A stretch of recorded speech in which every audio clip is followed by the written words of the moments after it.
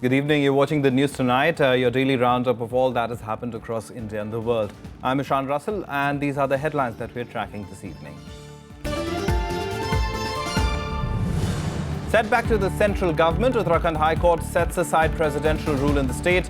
Floor test to be conducted on the 29th of April. Hearing on status of 9 rebel MLAs tomorrow.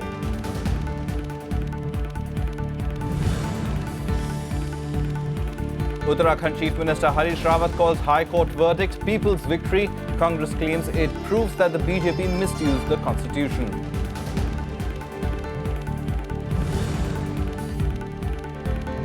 In West Bengal, third phase polling concludes to decide fate of 418 candidates in 62 seats. One person killed in election-related violence.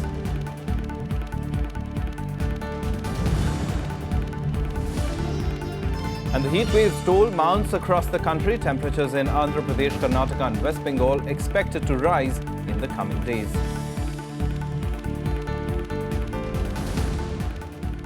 Our top story this evening: in a huge setback to the centre, the Uttarakhand High Court today set aside President's rule in the state. Former Chief Minister Harish Rawat was told to take a fresh floor test on the 29th of April to determine if he can continue as the head of the Congress government in the state. The centre has decided to move the Supreme Court on the matter.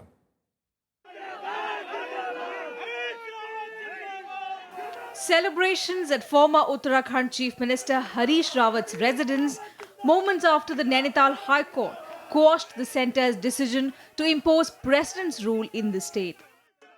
The court ruled that imposition of President's rule in the hill state was contrary to the laws laid down by the Supreme Court, underscoring that this should be used as a matter of last resort. It has also ordered a fresh floor test in the Uttarakhand Assembly on the 29th of April. As far as this President rule is concerned, that has been struck down by the division bench today. The division had dictated the judgment in open court and restored the position of Mr. Harish Rawat as on 27th March 2000 when the President rule was imposed. Rawat called it a victory for the people of Uttarakhand, while the BJP claimed it held majority with 36 MLAs. 4 जबरदस्त घाव जो उत्तराखंड के शरीर पर लगे, माननीय उच्च न्यायालय के आदेश से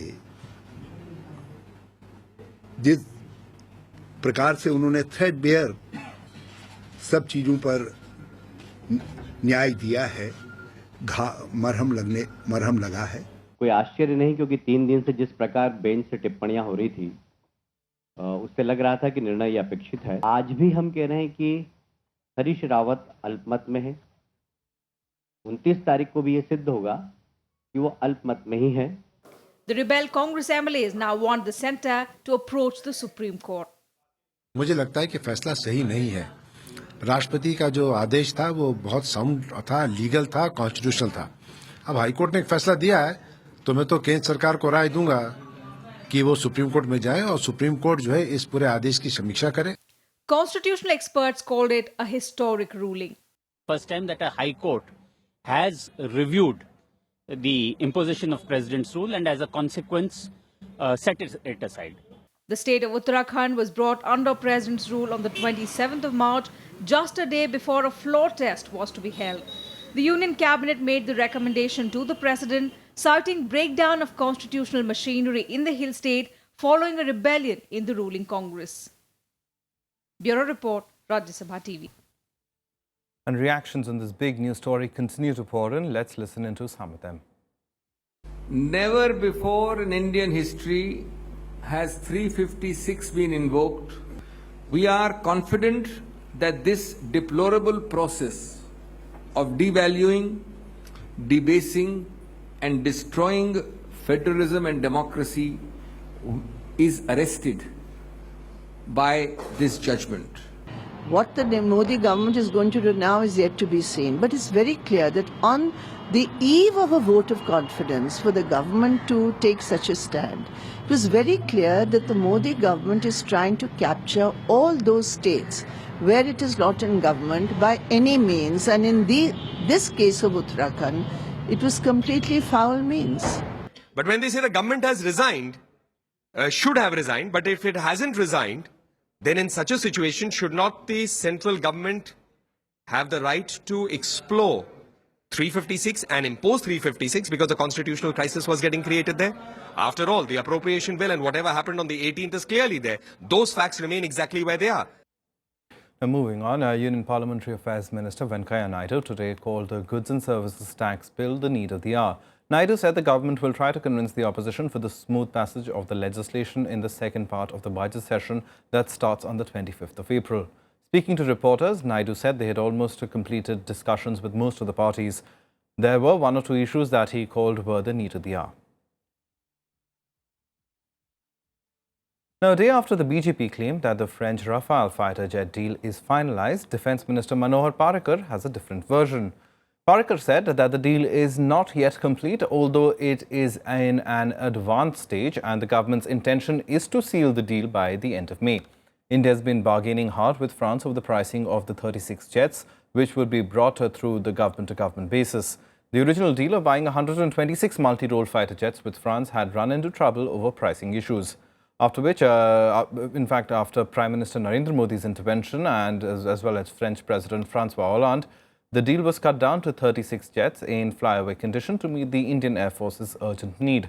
The BJP had yesterday tweeted a picture saying that the Rafale combat aircraft deal has been finalized and the Narendra Modi government had saved over 21,000 crore rupees in the renegotiation with the French government. While the deal is in quite advanced stage and we intend to close it quite soon, still I can't say that the negotiations are totally cleared until we sign the deal, or at least the deal is forwarded to the cabinet for approval. Time now for all the election-related news in our special segment, Verdict 2016.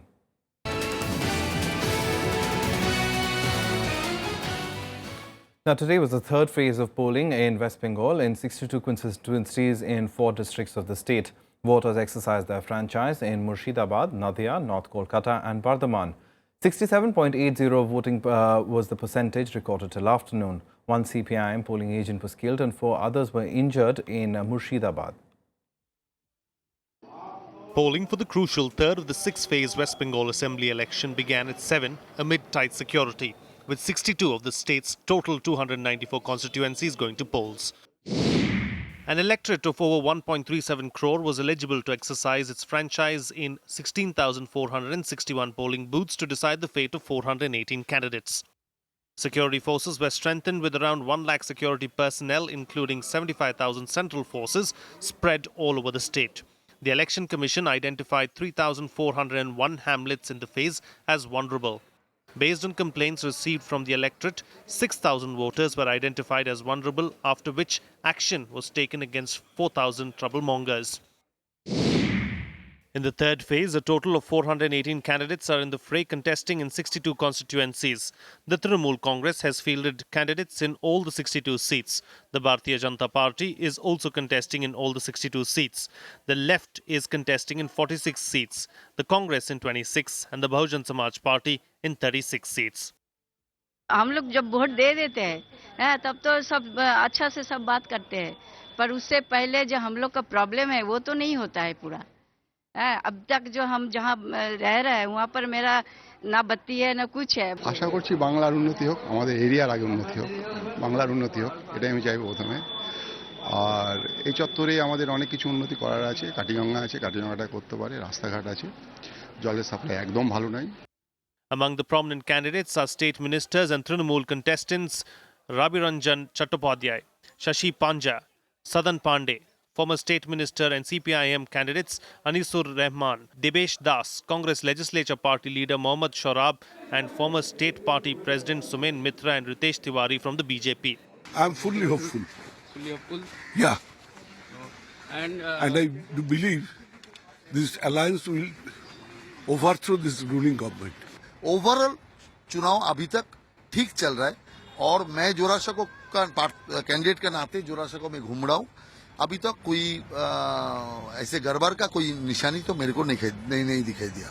With the third phase of polling coming to an end, the focus now shifts to the fourth phase of polling on the 25th of April. Bureau Report, Rajya Sabha Television. And Prime Minister Narendra Modi today addressed election rallies in Howrah district and Basirhat South in 24 North Parganas. Addressing a rally in Basirhat, Modi slammed the Mamata Banerjee-led TMC government, saying that she had neglected development in the state. The Prime Minister also claimed that even though the BJP has only one MLA at present in the state, the TMC is asking what the party had done in the state. 5 साल इस अमावस्या की काली रात को आपने झेला है। अगर आपको पश्चिम बंगाल में विकास का सूरज लाना है तो कमल खिलाने के बिना कोई चारा नहीं मेरे भाइयों बहनों, कमल खिलाने के बिना कोई चारा नहीं।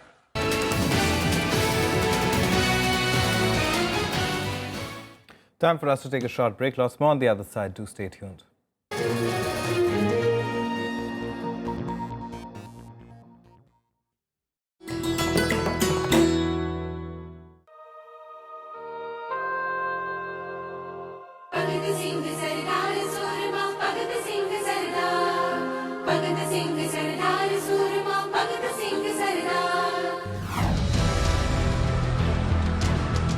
One of the most influential revolutionaries of Indian freedom struggle, Shaheed Bhagat Singh. Born into a Sikh family, patriotism flowed in his blood at the age of 13. When he formed Naujawan Bharat Sabha to spread the message of revolution in Punjab. In the wake of avenging Lala Lajpat Rai's death, Bhagat Singh and his associates coined the catchphrase Inqilab Zindabad. But towards the end of their rebellion, they had to pay a heavy price for their patriotism. Following the blasts inside the corridors of the assembly, both Bhagat Singh and Batukeshwar Dutt courted arrest. Bhagat Singh was sent to the gallows in Lahore with his fellow comrades, after which he was cremated in Hussainiwala on the banks of Satluj.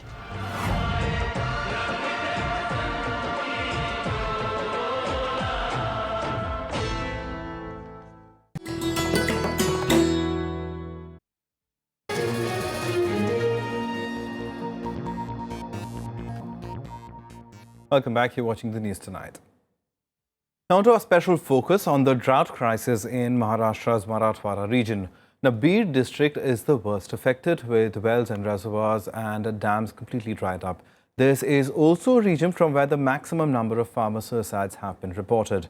Beed is State Minister Pankaja Munde's, and despite her recent drought selfie controversy, locals say that some timely steps have made a slight difference. Here's a special report.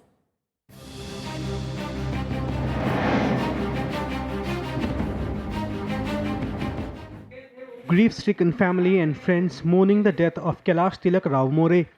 This owner of 16 bighas in Ronas village of Beed district ended his life on 11th of April, unable to pay his farming debts. More is one of the 55 farmers who committed suicide in the district this year.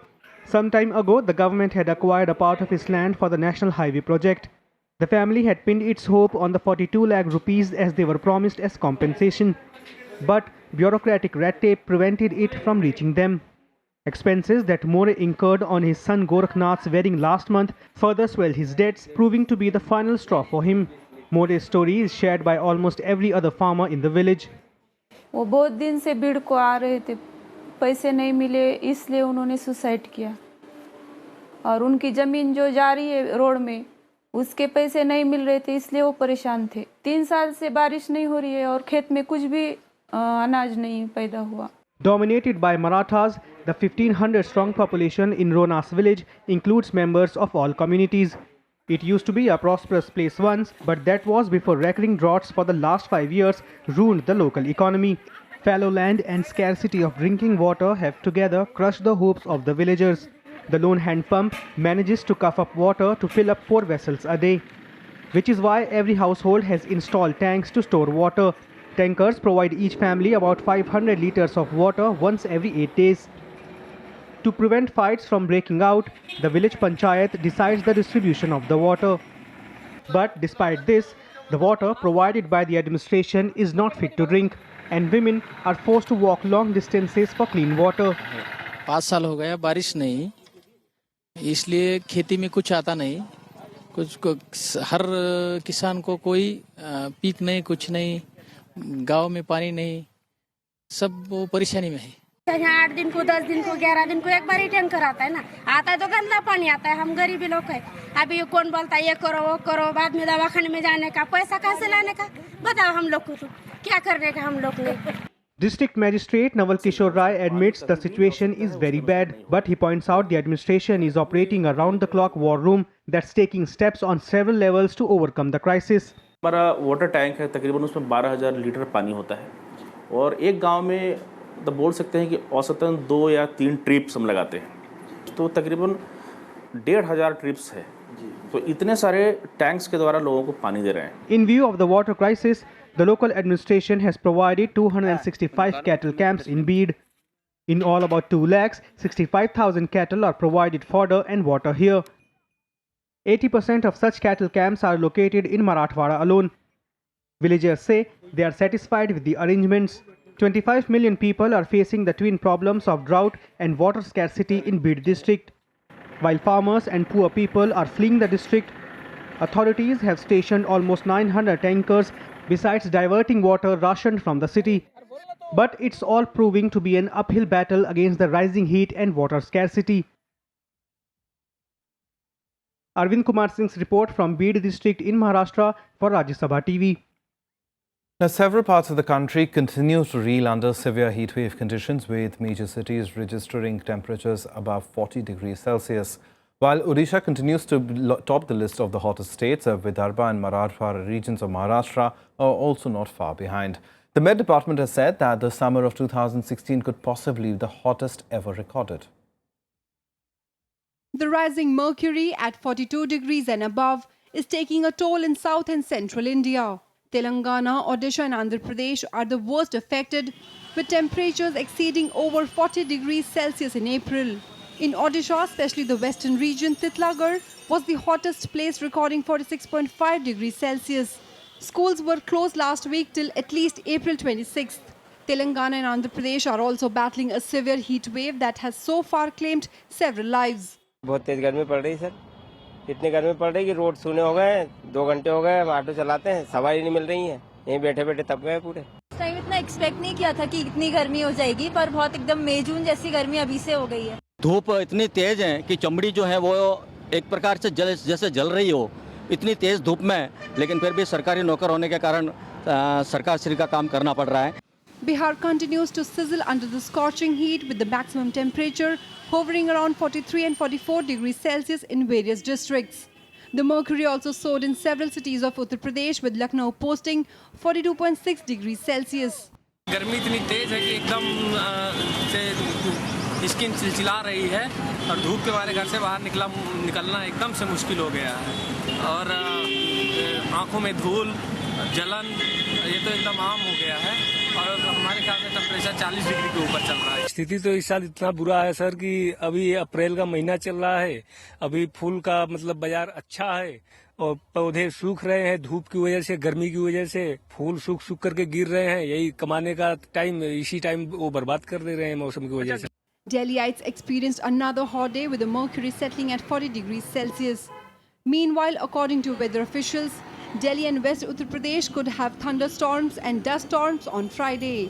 Central parts of India, including Madhya Pradesh and Maharashtra, will continue to have dry weather with almost clear skies.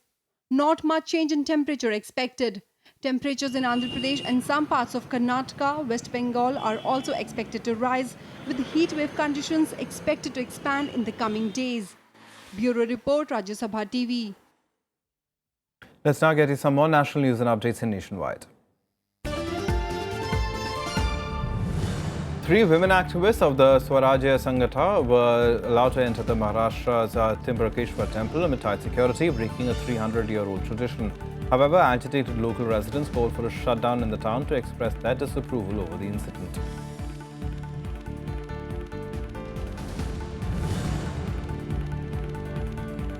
Security forces gunned down 3 militants in an encounter in the Kupwara district of Jammu and Kashmir. Acting on a tip-off about the presence of 3 militants, security forces cordoned off the area and a gun battle ensued. Security forces also recovered 3 AK-47 rifles from the encounter site.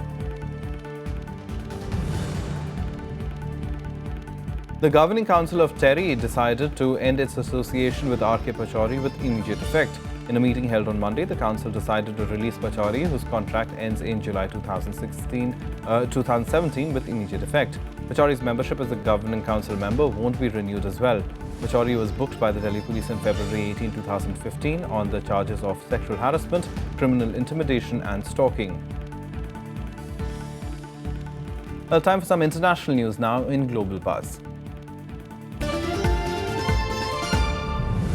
US President Barack Obama and Gulf Arab leaders started talks in Riyadh on Thursday at a summit aimed at forging joint action on perceived security threats from Iran and the Islamic State and ironing out strains in the old alliance. Obama also hopes to allay Gulf countries' fears over Iranian influence and encourage them to douse sectarian tensions in an effort to confront the threat posed by jihadist militants like the Islamic State.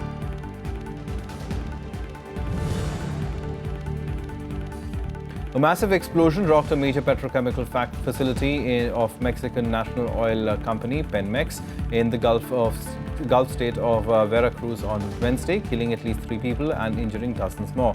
The incident occurred just weeks after 3 workers were killed and 7 injured when a fire broke out on a Pemex oil processing platform in the Gulf of Mexico.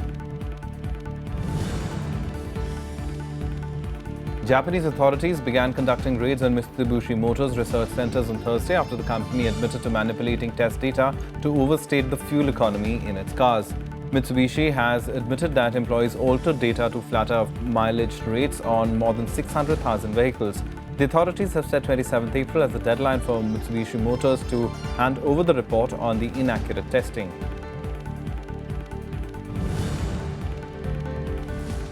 Volkswagen has reportedly reached a deal with US authorities to buy back up to 500,000 cars that cheated diesel emissions tests in the country and to compensate their owners. The German automaker is expected to unveil a proposed settlement to a federal judge in San Francisco on Thursday. Volkswagen will spend almost €900 million to compensate the owners of about 600,000 cars affected in the United States. Time to check out now what's been happening in the world of sports in SportsBeat. Indian shutters PV Sindhu and HS Pranoy advanced to the quarterfinals of the China Masters. Fourth-seeded Sindhu defeated Chinese Taipei's Chen Hui-Yu 21-9, 21-17. She will next face Thailand's Pontip. In the men's event, HS Pranoy defeated Malaysian's Darin Liu 21-10, 21-15 in the third round.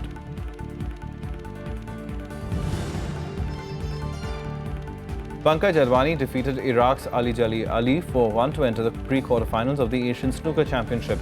Advani pocketed the first 3 frames 78-54, 107-2 and 74-9 with breaks of 17-3 and 85 in the first 2 frames.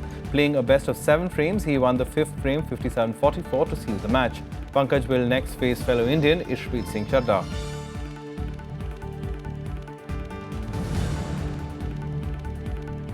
The BJP-led NDA government has revised the Rajiv Gandhi Khel Abhiyan scheme by merging it with Khelo India.